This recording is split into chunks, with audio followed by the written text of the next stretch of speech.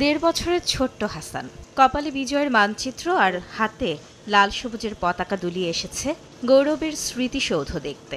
ও যেন আস্তে আস্তে বড় হয়ে মুক্তিযোদ্ধার ইতিহাসগুলো জানতে পারে, শিখতে পারে, এই জন্য আমরা এখানে আসা হয়েছে।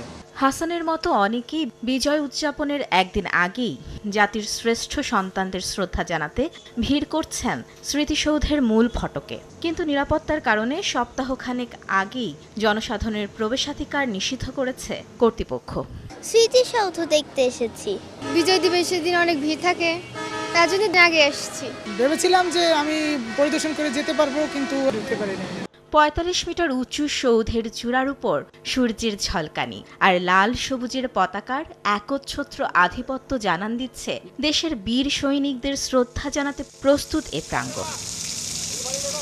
৫৪তম মহান বিজয় দিবস উদযাপন উপলক্ষে জাতীয় স্মৃতিসৌধের মূল ফটক থেকে শহীদ বেদি পর্যন্ত ধুয়ে মুছে রাঙিয়ে তোলা হচ্ছে রং তুলির আঁচড়ে। পায়ে হাঁটার লাল ইটের পথও সাদা রঙের আঁচড়ে শুভ্র করে তুলছেন শিল্পীরা।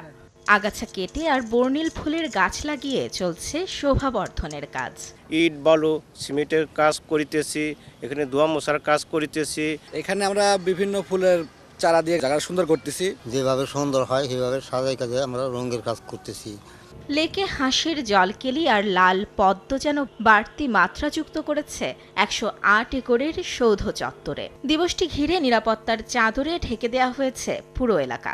গুরুত্বপূর্ণ স্থানে বসানো হয়েছে সিসি ক্যামেরা। পুরো স্মৃতিসৌধ কমপ্লেক্সকে ধুয়ে মুছে পরিষ্কার পরিপাটি করা, ফুল দিয়ে সাজানো, রং তুলির কাজ, সিসি ক্যামেরা স্থাপন, লেক সংস্কার সহ সকল কার্যক্রম সম্পন্ন করেছি।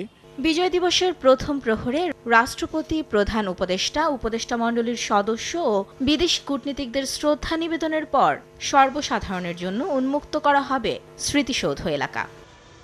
যতবারই স্বাধীনতার প্রশ্নে আঘাত আসবে, ঠিক ততবারই এদেশের মানুষ মাথা উঁচু করে তার প্রতিবাদ জানাবে।